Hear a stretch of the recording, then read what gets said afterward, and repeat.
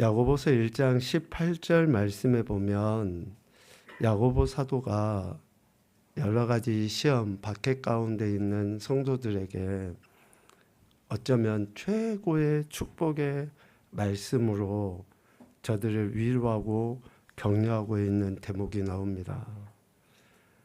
야고보서 1장 18절 말씀에 하나님께서 그 피조물 중에 우리로 한 첫 열매가 되게 하시려고 하나님의 뜻을 따라 진리의 말씀으로 우리를 낳으셨다라고 표현되어 있어요.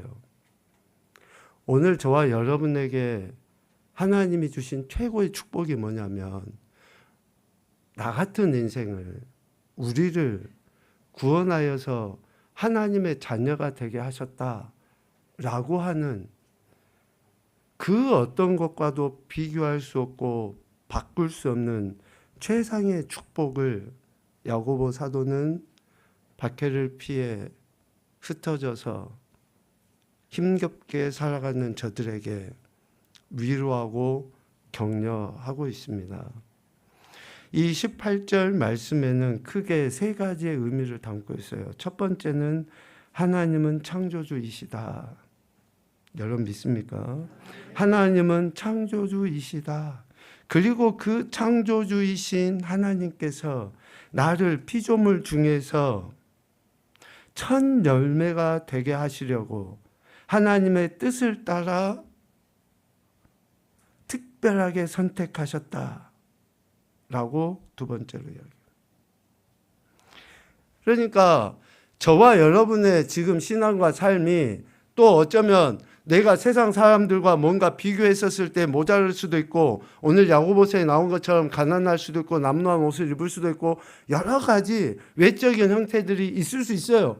그런데 그럼에도 불구하고 우리는 온 우주 만물의 피조물 중에서 하나님이 우리를 특별한 존재로 택해 주셨다라고 하는 거예요.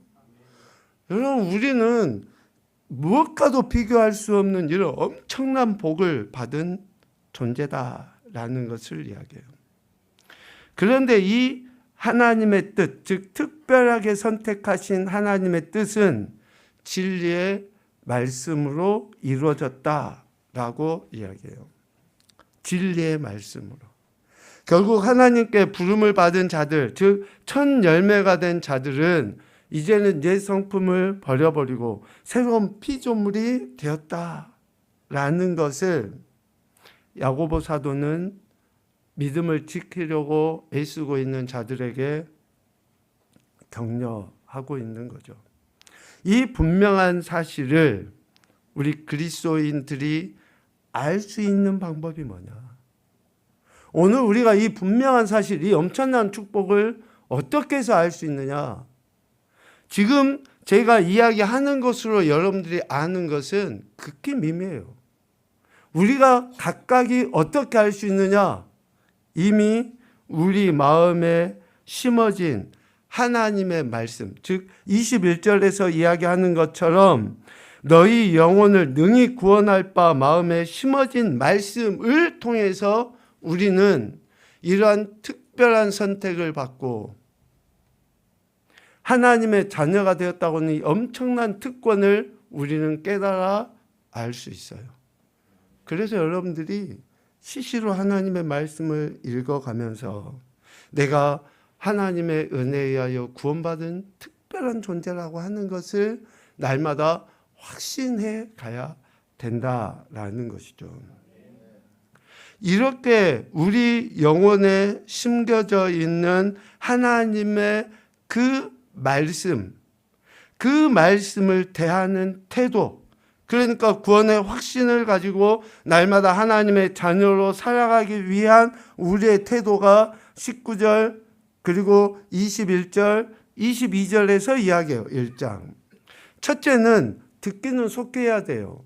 하나님의 말씀을 지속적으로 꾸준히 부지런히 들음으로 말미암아 믿음이 점차 자라게 돼요. 두 번째는 21절 이야기한 것처럼 온유함으로 그 말씀을 받아야 돼요. 그리고 세 번째로는 그 말씀을 실질적으로 내 삶에서 행하는 삶의 태도를 보이는 거예요. 속기 듣고 온유함으로 받고 그 받은 말씀을 삶으로 살아내는 태도를 통해서 우리는 구원의 확신, 즉 하나님의 자녀로서의 삶을 내가 여러 가지 시험이 있다 할지라도 또 1장 13절 이하의 유혹이 내게 닥친다 할지라도 내가 그것을 이겨가며 어때요? 하나님의 자녀로서의 삶을 조금씩 살아내지게 되는 것입니다. 이러한 태도를 취하는 자들, 듣기는 속히하고 온유함으로 받고 말씀을 행하는 자를 야고보 사도는 1장에서 뭐라고 표현하냐면요. 그런 사람들을 경건한 자라고 해요. 경건한 자. 그러니까 우리 머릿속에 또 예수님 당시에 또 신약이나 아니면 지금도 여러 종교들에서는 경건이라고 하는 것을 어떻게 표현합니까? 어떤 외형적으로 드러나는 그 화려함이나 어쩌면 금욕이나 금식이나 어떤 이런 행태들을 통해서 경건으로 포장을 하기가 쉬운데 실질적으로 참된 경건은 위 세 가지를 삶의 모습으로 드러내 보일 때에 경건한 자, 경건이라고 이야기한다는 거예요.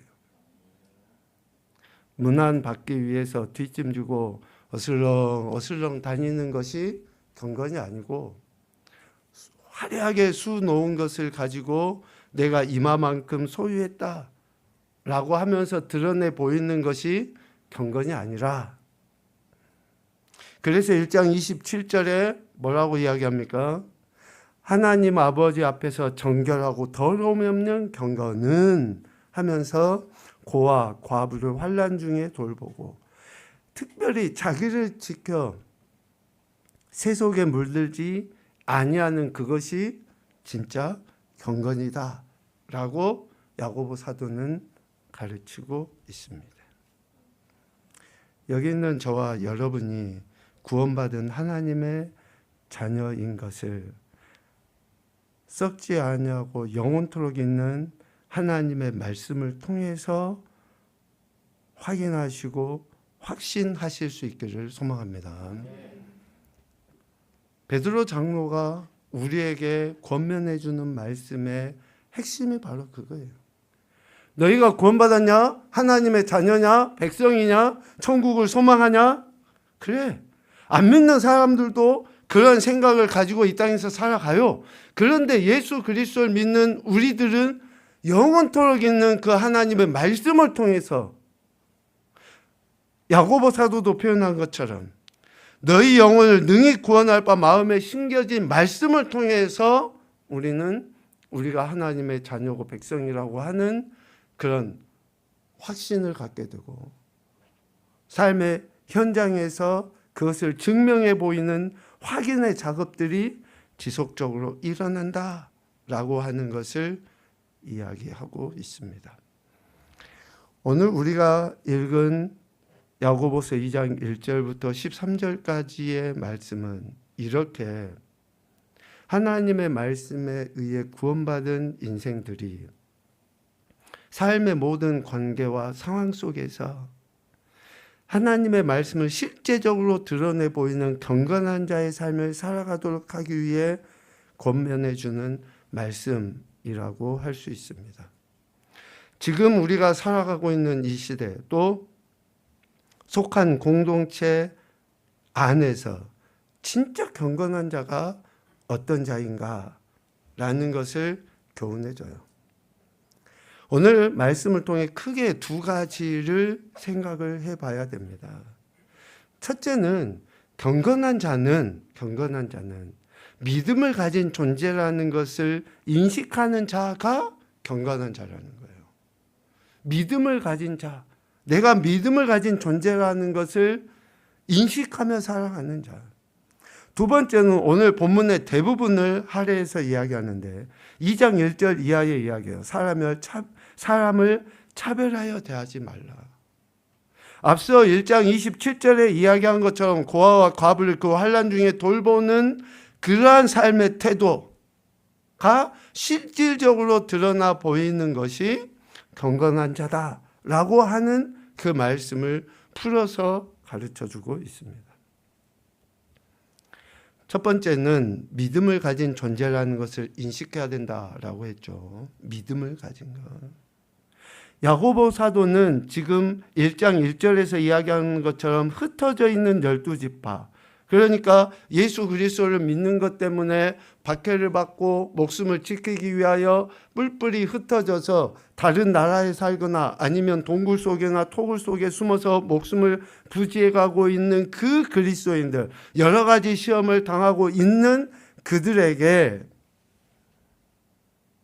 저들이 이런 확신을 갖기를 기대한 거예요. 어떤 확신입니까? 내 형제들아, 영광의 주 곧 우리 주 예수 그리스도에 대한 믿음을 너희가 가졌다. 이것을 확신이라는 거예요. 이것을. 저들이 이 믿음이 없으면 여러 가지 시험을 온전히 기쁘게 여길 수 있겠습니까? 이 믿음이 없는데 자신들의 지금 삶의 상황, 동굴이나 토굴에 숨어서 살아야 되고 예수님 믿는 것 때문에 핍박받고 박해받고 심지어 진짜 목숨까지 잃어야 될 상황을 저들이 받아들일 수 있겠냐고요. 이 믿음이 없는데 어떻게 경건함을 삶에서 드러낼 수 있겠습니까? 그래서 첫 번째는 믿음을 너희가 가진 것을 인식해야 된다. 이 믿음이 어떤 믿음이에요? 영광의 주 곧 우리 주 예수 그리스도에 대한 믿음이라고 분명하게 이야기하고 있습니다. 여기서 영광의 주라는 그 단어는 이렇게 이해할 수 있어요. 영광이신 우리 주 예수 그리스도. 그러니까 아버지 하나님의 영광의 본체이신 예수 그리스도, 그분, 하나님 아버지의 속성을 그대로 갖고 계신 그분, 우리 인생을 사랑하셔서 자기 자신의 생명을 조금도 아끼지 아니하시고 십자가의 대속의 죽임까지 당하신 그분을 믿는 믿음을 이야기해요. 그래서 히브리서 12장 2절에서 믿음의 주라고 이야기하면서 예수님이 어떠한 사역을 했는지 표현하잖아요. 그는 그 앞에 있는 기쁨을 위하여 십자가를 참으사. 참으사라는 말은 그냥 인내하는 표현이 아니잖아요. 십자가에서 죽으셨다라는 거 아니에요. 나 같은 인생을 위해서 그렇게 하신 것을 믿는 것이 믿음이라는 거예요. 그러니까 믿음은 우리의 신념이 아니에요. 내 개인의 신념의 문제가 아니라 예수 그리스도의 존재와 사역 자체, 그것을 믿는 믿음을 이야기하는 것입니다. 오늘 우리가 읽은 2장 1절의 한 단어, 너희가 가졌으니, 즉 믿음을 너희가 가졌으니 라고 표현되어 있어요. 이 단어를 이렇게 해석해도 틀리진 않습니다. 우리가 받아서 가지고 간직하고 있는 것이니까. 그런데 우리는 지금 개역 개정 성경을 보잖아요. 이전에는 이제 개역 성경을 우리가 봤죠. 개역 성경에는 뭐라고 되어 있냐면 가졌으니가 아니라 받았으니로 되어 있어요. 그러니까 가졌다라고 하는 것은 우리 인간의 입장에서 보면 좀 능동의 의미가 강하잖아요. 그런데 받았다라고 하는 것은 우리 인간의 입장에서 보면 능동보다는 수동의 의미가 강해요.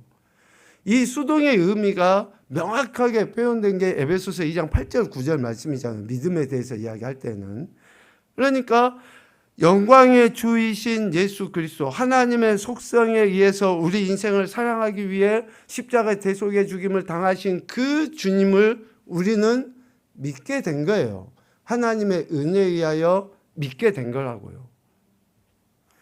내가 다른 사람보다 신앙심이 좋아서, 내가 좀 더 지식이 있어서, 내가 뭔가 열심히 있어서 믿음이 내게 주어진 것이 아니라 하나님의 은혜에 의하여 그냥 값없이 우리 누구에게든지 다 주어졌다라고 하는 것을 이야기하고 있습니다. 그러니까 그 은혜에 의하여 우리가 믿음으로 말미암아 믿어지게 된 거예요. 이것은 그러므로 누구에게든지 드러내 보이거나, 그러니까 자랑하거나 혹여나 믿음이 없는 자들을 업신여기지 못하도록 하기 위함의 태도예요. 그래서 이어지는 말씀이 뭡니까? 사람을 차별하여 대하지 말라. 우리의 이 믿음은 하나님이 값없이 주신 것이기 때문에 결코 믿음이 없는 사람이나 연약한 자에 대해 차별할 수 없다라고 하는 것을 이야기해요. 그래서 첫 번째 경건의 행태는 우리가 영광의 주이신 예수 그리스도를 믿는 믿음이 내게 있다라고 하는 그 확신을 통해서 경건함이 드러나는 것이고, 두 번째는 믿음을 가진 사람은, 이러한 믿음을 가진 사람은 차별하여 대하지 아니함으로 나타나야 한다라는 것을 이야기해요. 영광의 주이신 예수 그리스도의 존재와 사역을 가장 정확하게 나타내 보이는 구절을 찾아보라고 하면 여러분 다 알고 계시는 말씀일 거예요. 요한복음 3장 16절 말씀입니다. 한번 같이 읽어보도록 하죠. 시작.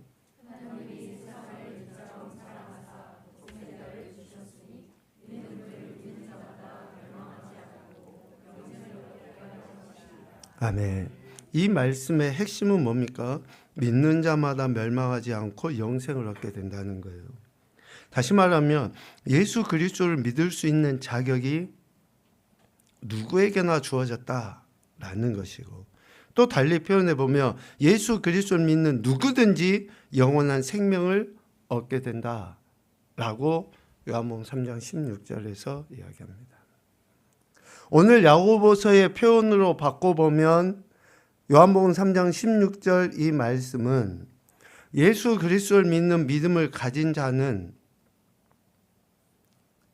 누구든지 차별받지 않을 수 있다. 또 예수 그리스도를 믿는 믿음을 가진 누구든지 차별하지 않아야 한다. 다른 어떤 이유가 아니에요. 왜? 저가 예수 그리스도를 믿는 믿음 때문에 차별해서도 안 되고 차별받아서도 안 된다. 이 이야기를 하기 위하여 이미 야고보서 1장 9절 10절 말씀에 가난한 자, 부한 자에 대해서 이야기했어요. 가난한 형제, 낮은 형제는 자기의 높음을 자랑하고, 즉 예수 그리스도로 말미암아 구원받은 그 은혜의 가치를 드러내 보이고, 내 생활이 조금 궁핍하면 어떻습니까? 온 우주 만물의 주권자이신 하나님이 나 같은 인생을 구원하신 그 엄청난 가치가 내게 있으니 나는 그것으로 기뻐하고 감사하고 영광 올려드리면 되는 것이고, 또 혹시 부자라고 하면 자기의 낮아짐, 예수 그리스도로 말미암아 나 같은 인생을 구원해 주신 그 놀라우신 사랑, 그래서 내가 부자라고 해서 드러내 보일 것도 없고 자랑할 것도 없고 의시될 필요도 없다. 왜? 내게 있는 것은 아무것도 내 것이 아니라 하나님이 내게 잠시 맡긴 것이기 때문에 아무리 부자라고 한다 할지라도 어때요? 자랑할 것도 없다는 거예요.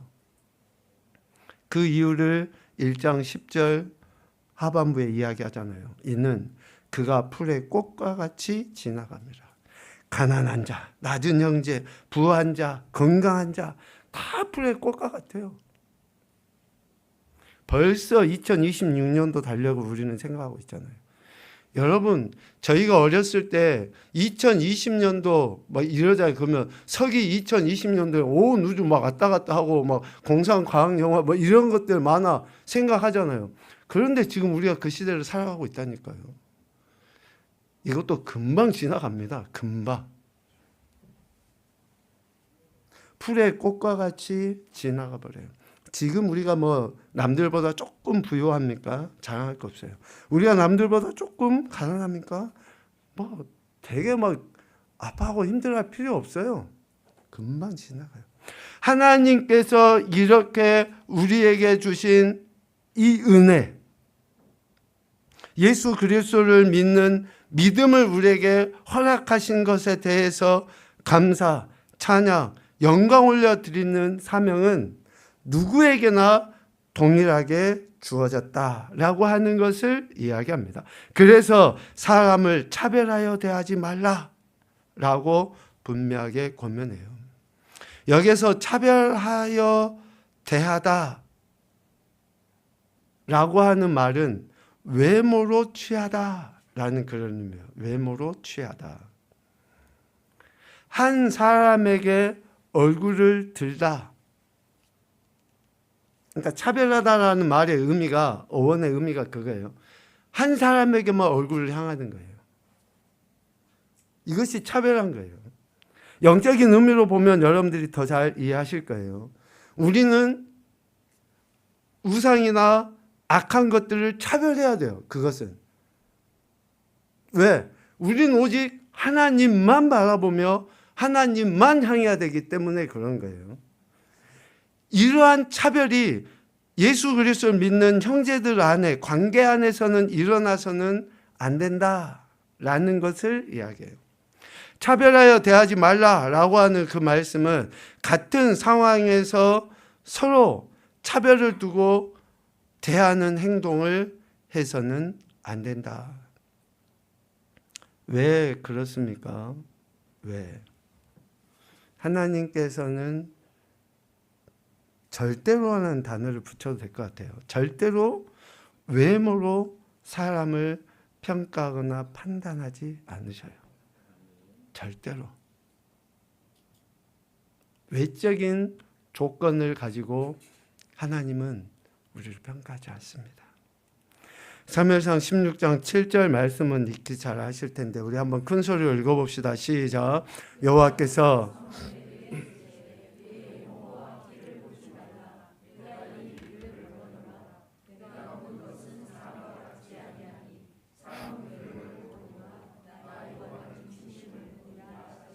아멘. 외적인 조건으로 보면 다윗은 왕이 되지도 못하고 또 지금까지 정말 성군이라고 불릴 수 없는 사람이죠. 그런데 마음에 합한, 즉 하나님 마음에 합한 다윗을 보시고 하나님께서는 그러한 인물로 사용하신 거예요. 하나님의 속성, 또 하나님의 우리를 향하신 그 마음을 안다 그러면 우리는 우리 자신이나 또 다른 사람들을 외적인 조건에 의해 평가하고 판단해서는 안 됩니다. 다시요. 우리 자신이나 다른 사람을 외적인 조건에 의해서 평가하고 판단해서는 안 돼요. 왜 예수님 믿는 우리 그리스도인들 중에 소위 이야기하는 자존감이 왜 낮습니까? 왜 어떤 우울이나 이런, 죄송하지만 이런 정신적인 그런 문제들이 왜 많이 생기는 거예요? 제가 요즘에 한동안 말을 안 했죠. 제가 잘생겼다고 하는 이야기를 안 해서 오늘은 좀 하고 넘어가겠습니다. 저는 잘생겼어요. 네. 남들에게 제가 잘생겼다고 이렇게 이야기를 많이 하려고 했었습니다. 그런데 요즘엔 제가 좀 덜 했던 것 같아서 오늘은 하도록 하겠습니다. 제가 잘생겼습니까? 은혜가 된 사람들은 아멘 할 테고 믿음이 있는 사람들은 아멘 할 테고 왜 우리가 예수 그리스도를 믿는 믿음 안에서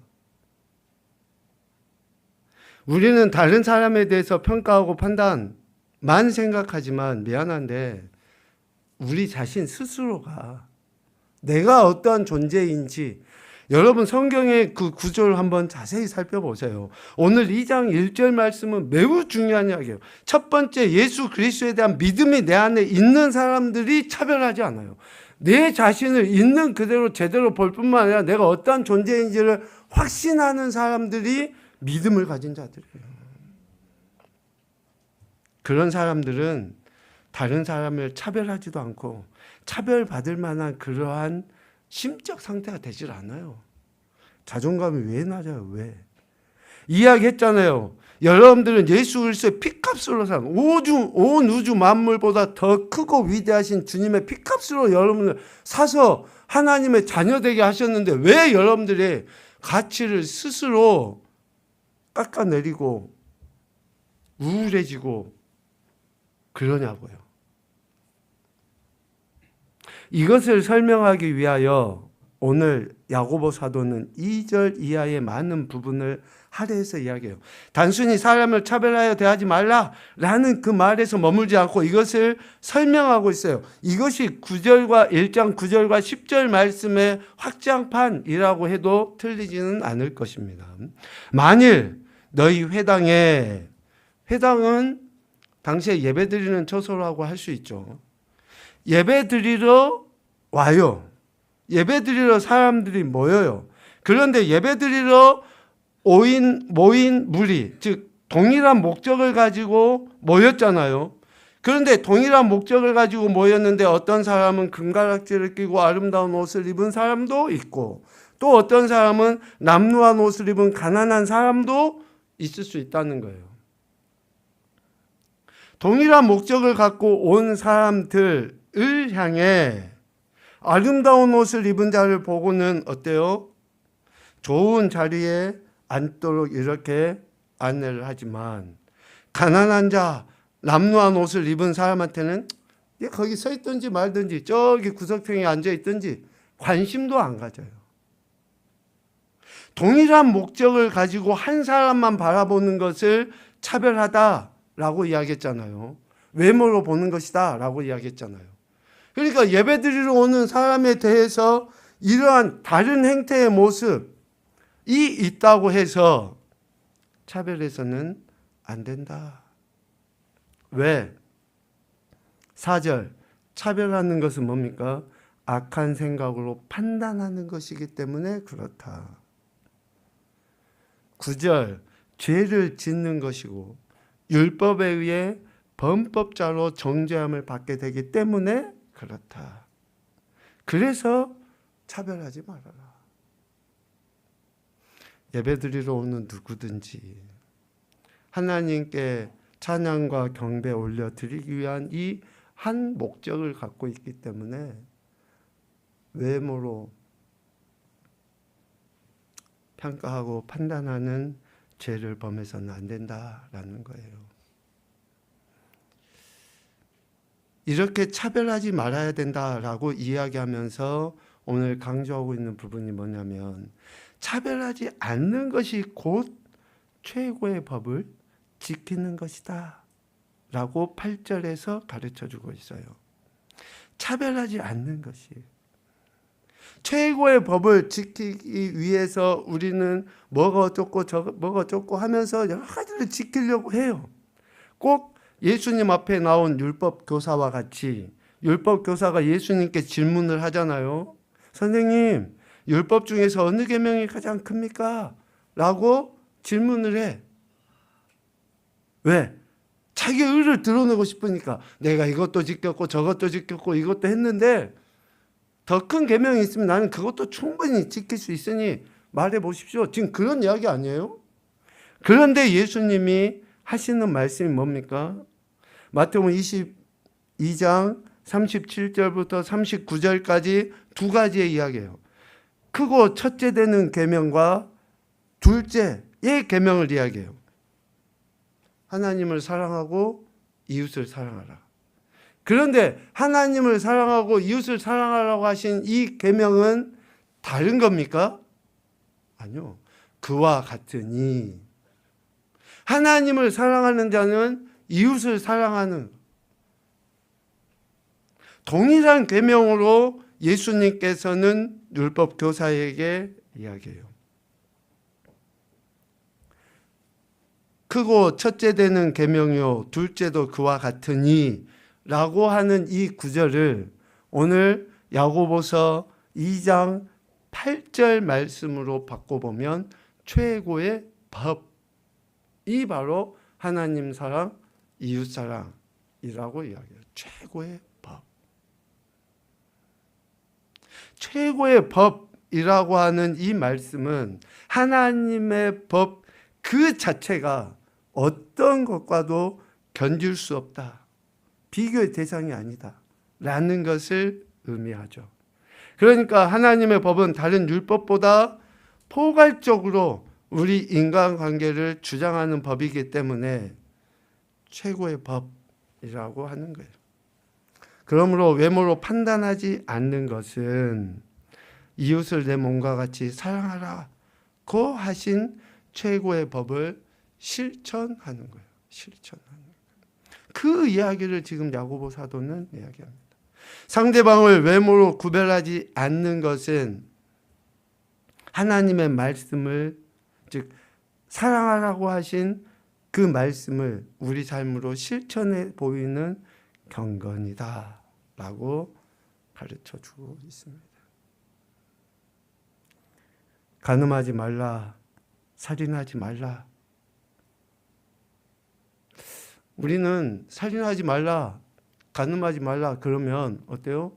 아멘 하고 우리가 지켰습니다 라고 당당하게 이야기할 수 있잖아요. 그런데 차별하지 말라 라고 하는 그 말에 대해서는 우리가 좀 무감각해요. 간음하지 말라, 살인하지 말라고 하는 것은 엄청 크고 무서운 죄악이고 또 그에 따른 형벌이 매우 엄할 것이라고 우리가 알기 때문에 우리는 어때요?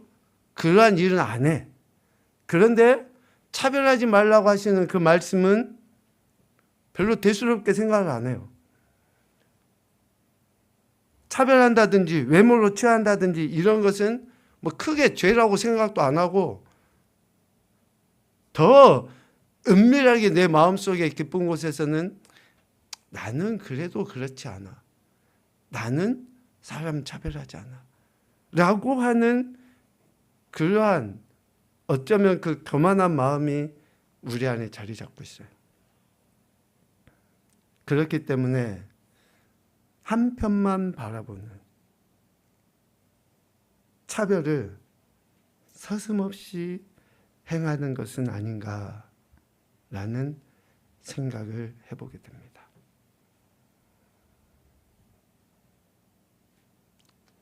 크고 중한 법, 작고 사소한 법, 이 하나님의 말씀에는 있을 수가 없습니다. 있을 수가 없어요. 그 어느 것도 중요하지 않는 법은 우리에겐 없어요. 특별히 예수 그리스도로 말미암아 형제된 성도들 안에서는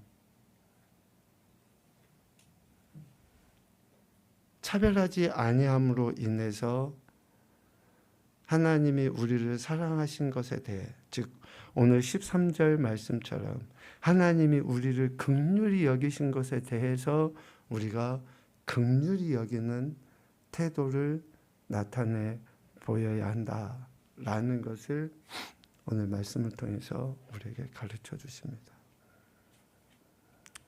우리는 하나님이 차별 없으신 분이시다라는 것에 대해서 아멘하죠. 그래서 하나님의 사랑에 대해서 우리가 차별 없으신 사랑에 대해서 아멘해요. 그런데 여러분 절대 간과해서는 안 되는 게 뭐냐면 하나님이 우리에게 말씀하신 심판에 대해서도 차별하지 않으신다는 거예요. 우리에게 경고하신 그 말씀도 반드시 우리에게 심판의 때가 되면 나타나게 된다는 것을 우리가 좀 기억을 해야 될 것 같습니다. 말씀을 정리하겠습니다. 오늘 두 가지예요. 저와 여러분 영광해 주신 예수 그리스도를 믿는 믿음을 가진 존재라는 거. 이 믿음을 가진 존재들은 예수 그리스도를 믿는 믿음을 가진 형제들에 대해 차별하지 아니해야 한다라고 하시는 이 말씀을 삶에서 드러내 보여야 한다는 거예요. 이것이 그 무엇보다도 중요한 경건이라는 것을 우리에게 가르쳐 주십니다. 하나님의 사랑을 받은 존재로서, 자녀요 백성인 존재로서 우리 삶 현장에서 하나님의 사랑으로 다른 이들을 대하고 섬기고 또 옳은 대로 인도해 나가는 겨우 복된 인생들이 되시기를 주님의 이름으로 축복합니다. 아멘.